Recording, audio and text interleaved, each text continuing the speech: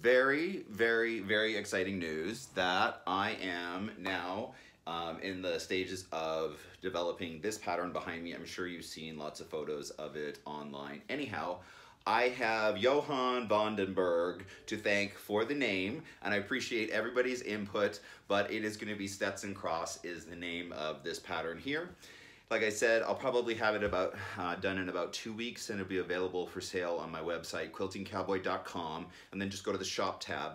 Once you download all of my patterns, which are a PDF, there's a link embedded in there. You just click on it, it takes you to the step-by-step video tutorial, so there's no questions. You can just follow along as I go through the process. All right, so look for it in about 2 weeks, and in the meantime, thank you again, Johan. Your name is awesome for this quilt. I greatly appreciate it.